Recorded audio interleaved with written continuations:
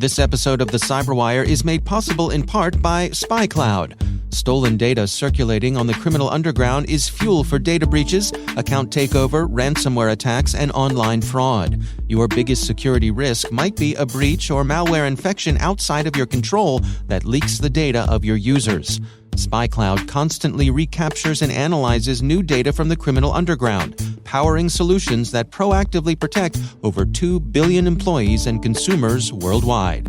Learn how to make recaptured data your best defense at spycloud.com/cyberwire.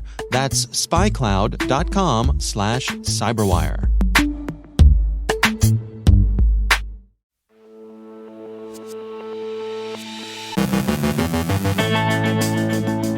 Ukraine shakes up its security and prosecutorial services. Cyberattacks hit Albania.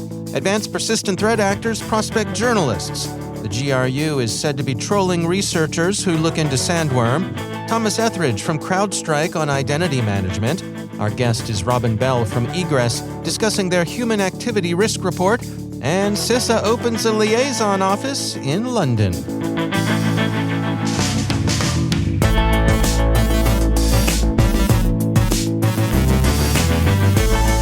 From the CyberWire studios at Data Tribe, I'm Dave Bittner with your CyberWire summary for Monday, July 18th, 2022.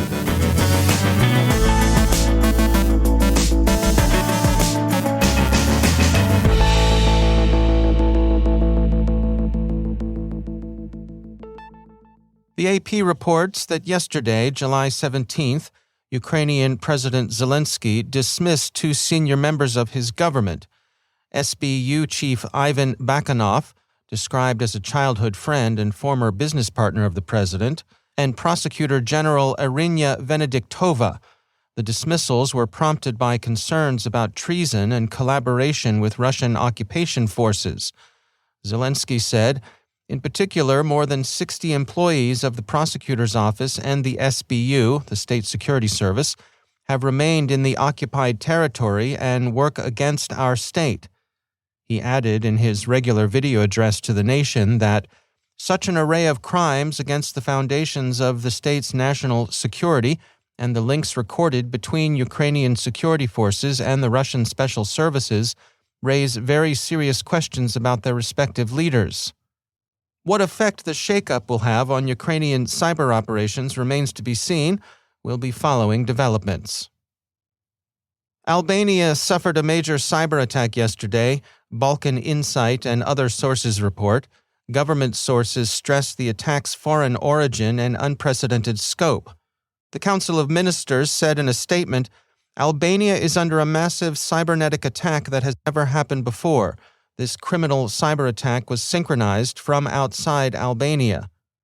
Cyber News quotes the Albanian National Agency for the Information Society on the government's decision to shut down some of its online services. They say, in order to withstand these unprecedented and dangerous strikes, we have been forced to close down government systems until the enemy attacks are neutralized. Among the services disrupted are the websites of Parliament and the Prime Minister's office, as well as e-Albania, the government portal that all Albanians, as well as foreign residents and investors, have to use a slew of public services. Services were still undergoing restoration today. Little information is available about the details of the attacks, and so far there's been no attribution. Observers continue to comment on Proofpoint's study of attempts by intelligence services in Turkey, Iran, China, and North Korea to either impersonate journalists or gain access to news media networks. Bleeping Computer describes the attempts as preparatory activity intended to serve broader espionage campaigns, writing, the adversaries are either masquerading or attacking these targets because they have unique access to non-public information that could help expand a cyber espionage operation. Their efforts include both spoofing and credit harvesting. Forbes sought advice from Proofpoint for media outlets and working journalists. Sherrod DeGrippo, Proofpoint Vice President of Threat Research and Detection, told Forbes, there are a number of ways journalists can protect themselves from APT attacks.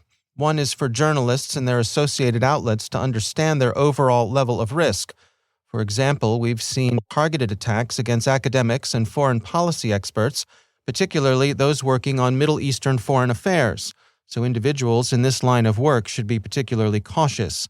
Another is if journalists are going to use email addresses outside of their corporate domain, such as Gmail or Proton Mail, they should list those publicly on their website so public sources can verify whether or not it's a legitimate email. Conversely, experts approached by journalists should check the journalist website to see if the email address belongs to the journalist.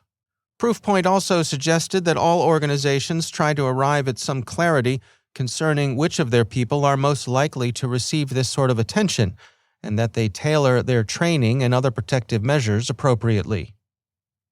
Dark Reading reports that ESET, which will be offering a report on countermeasures to the Sandworm malware Indestroyer 2 at Black Hat next month, says it's being trolled by the GRU. They write, "The Sandworm attackers disguised the loader for one of its data-wiping variants as the IDA Pro reverse engineering tool, the very same tool the researchers had used to analyze the attacker's malware." ESET thinks this is no coincidence, but rather a right back at you from the aquarium to let ESET know that the GRU knows what ESET's studying, and that the GRU doesn't care. ESET's Robert Lipovsky said, "It's fairly clear the attackers are fully aware we are onto them and blocking their threats. They are maybe trolling us, I would say." Lipovsky also said the GRU deployed a Trojanized version of ESET security products in the course of its attacks on Ukrainian networks. He observed, "They were sending a message that they were aware we are doing our job protecting the users in Ukraine." Yes, it's a dog bites man story, but worth following. In general, if you're interested in the GRU, you might well count on the GRU being interested in you. And finally, this morning, the Cybersecurity and Infrastructure Security Agency announced in an email to its media contacts that it will establish its first attaché office abroad this month, and that it will be located in London. The agency's announcement said the attaché office will serve as a focal point for international collaboration between CISA, UK government officials, and other federal agency officials. The CISA attaché will advance CISA's missions in cybersecurity, critical infrastructure protection, and emergency communications, and leverage the agency's global network to promote CISA's 4 international strategic goals: advancing operational cooperation, building partner capacity, strengthening collaboration through stakeholder engagement and outreach, and shaping the global policy ecosystem. CISA's first attaché will be Julie Johnson, most recently Regional Protective Security Advisor for CISA in New York, and also CISA's regional lead for federal interagency working groups. She came to CISA from the U.S. Department of State, where she worked on the Bureau of Intelligence and Research, Bureau of International Narcotics and Law Enforcement, and Bureau of Educational and Cultural Affairs.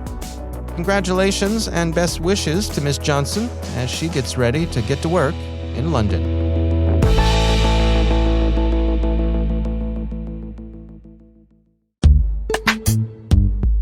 And now, a word from our sponsor, ExtraHop.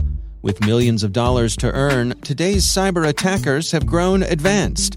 Whether they're hiding malicious activity in encrypted channels, laying low under the guise of a trusted third party, or taking advantage of the latest CVE, they know they'll have the upper hand. In a world where attackers have the advantage, ExtraHop is on a mission to help you take it back. Learn more about how ExtraHop helps you defend your enterprise against advanced threats like supply chain compromises, ransomware, and APTs. Visit extrahop.com/cyberwire. That's extrahop.com/cyberwire. And we thank ExtraHop for sponsoring our show.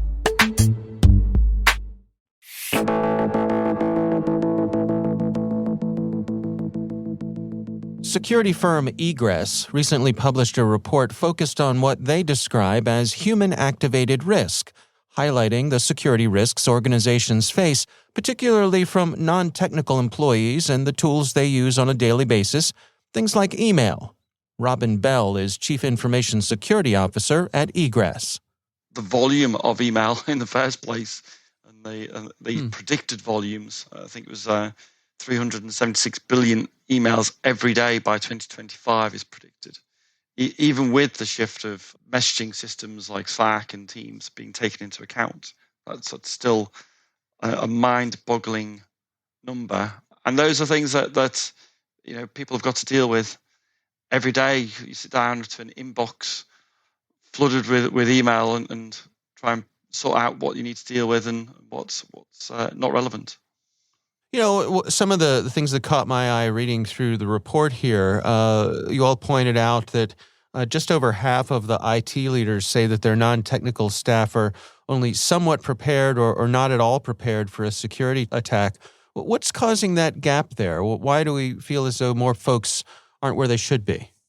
Email is just so prevalent in everybody's life. It's something that you use whether you're in work, whether it's at home, whether you're organizing things for your kids' school. It's just used all day, every day, and it's just taken for granted. So people just see emails, they just respond to them, and they don't really necessarily think about the consequences of what that might be, or clicking on links in emails. There's such a vast array of different technologies for organizations to work with as well to put in place mitigations for those, and they're not always very end-user friendly. Sometimes they're more administrative-based than user-based. Well, how does an organization best balance those two elements then? The human element versus the technology side of things. What are your recommendations for dialing that in? Well, user training is definitely a key aspect to that, and we have quite an extensive program of kind of internal training for colleagues just on how to spot phishing emails and emails that might lead to compromises, and obviously not just in work but for home use as well. Getting banking email into your personal email address. So there's that aspect is a core way to help mitigate and manage that.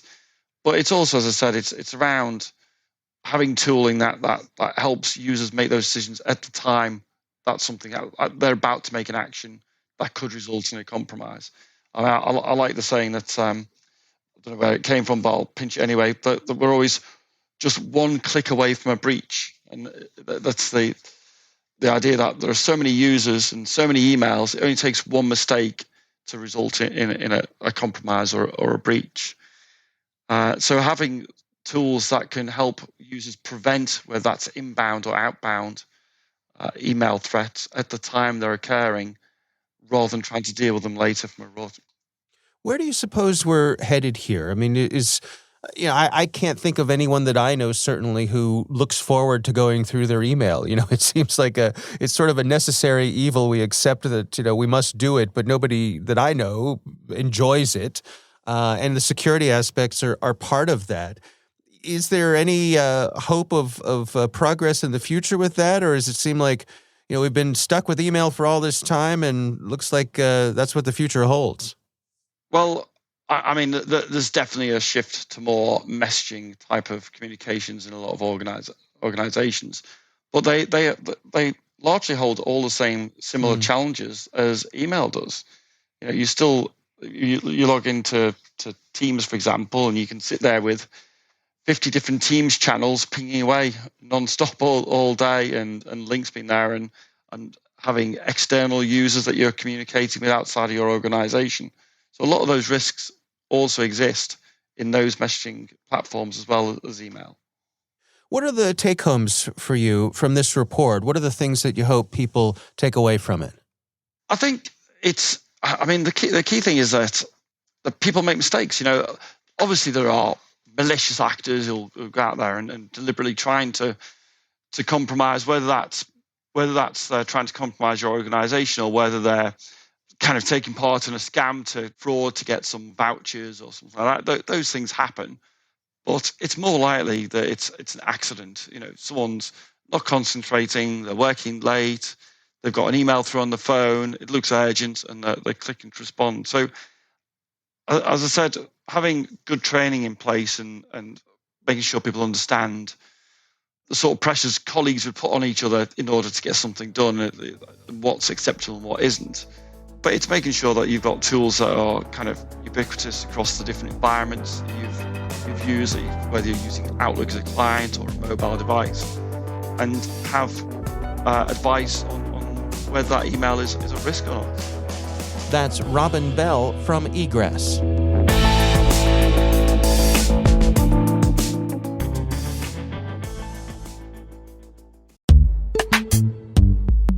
And now, a word from our sponsor, Barracuda. Right now, everyone is talking about cryptocurrency, and the cyber criminals are hiding in the conversation. Cyber criminals use social engineering loaded with urgency and fear to successfully prey on your company, your employees, and your customers.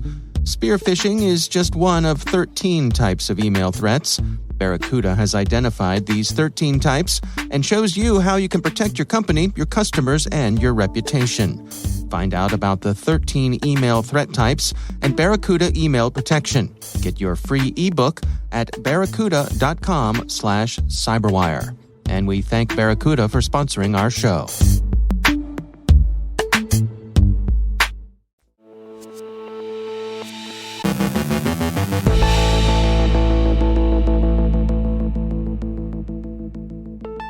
And joining me once again is Thomas Etheridge. He's Senior Vice President of Services at CrowdStrike.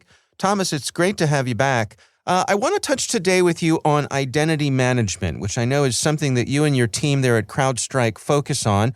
What can you share with us today? First of all, Dave, it's great to be back. Identity seems to be becoming the new endpoint, so to speak. We've seen a huge influx of incidents over the last year.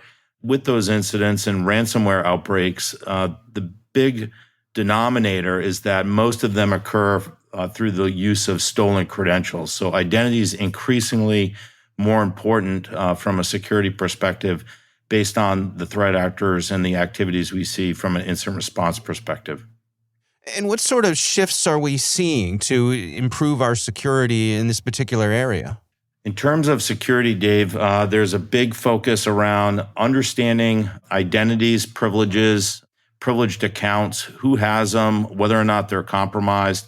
And the concept of zero trust is becoming increasingly more important for organizations as they try to build out a framework that protects critical assets and infrastructure within their organizations. What sort of things are you and your team recommending here in terms of organizations who want to get on top of this? What's your words of wisdom? Well, first of all, there's a lot of confusion around what is zero trust. So one thing we try to do is educate customers on what it is and what it is not. Zero trust requires that all users, whether in or outside of an organization's network, that they should be authenticated, authorized, and continuously validated before being granted and maintaining access to certain systems and applications and the data that they're using. So really putting kind of a model in place that allows organizations to better get visibility into how identities are being leveraged in their organization, to monitor those and to make sure that if a user needs to get additional privileged access to resources within an organization, that they're re-authenticated through a higher level of authentication to those assets. How heavy of a lift is that for organizations to take that on? What's that transition period typically like? Well, I think the big thing is the cost and the time spent not doing it is way too risky. We've seen an 82% increase in ransomware-related data leaks. 62% of the attacks we saw were malware-free attacks, meaning the threat actor was able to gain access to stolen credentials and use those credentials to gain access into an organization's environment. And we've also seen breakout time, which is a metric we've talked about before on this podcast, down to about 98 minutes. So organizations really have about an hour and a half in order to detect a malicious user using stolen credentials before that user can move to other assets in the environment and potentially deploy ransomware. So there really is a focus around the technology and the people in the process to try to improve visibility and control over this particular area. What's the outlook here? Are you optimistic that we're gaining ground on this? I am. I think this has been a huge topic in a number of the conferences recently that I've attended. A lot of organizations understand the importance of identity. We need access to identity data when we're performing investigations, and I think that's not lost on organizations. Identity management's not a new concept. It's been around for a number of years. But I think getting visibility and implementing controls like zero trust across organizations are things that companies and organizations can do to improve their overall capabilities to detect and respond to incidents when they do happen. All right. Well, Thomas Etheridge, thanks for joining us.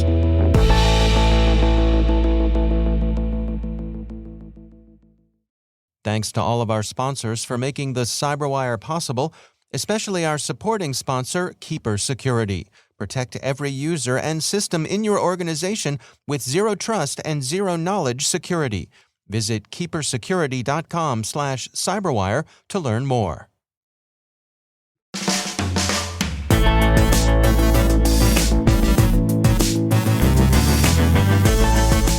And that's the CyberWire. For links to all of today's stories, check out our daily briefing at thecyberwire.com. Don't forget to check out the Grumpy Old Geeks podcast, where I contribute to a regular segment called Security. I join Jason and Brian on their show for a lively discussion of the latest security news every week. You can find Grumpy Old Geeks where all the fine podcasts are listed. The CyberWire podcast is proudly produced in Maryland out of the startup studios of Data Tribe, where they're co-building the next generation of cybersecurity teams and technologies. Our amazing CyberWire team is Liz Irvin, Elliot Peltzman, Trey Hester, Brandon Karpf, Eliana White, Haru Prakash, Justin Sabi, Tim Nodar, Joe Kerrigan, Carol Terrio, Ben Yellen, Nick Valecki, Gina Johnson, Bennett Moe, Chris Russell, John Petrick, Jennifer Iben, Rick Howard, Peter Kilpie, and I'm Dave Bittner. Thanks for listening. We'll see you back here tomorrow.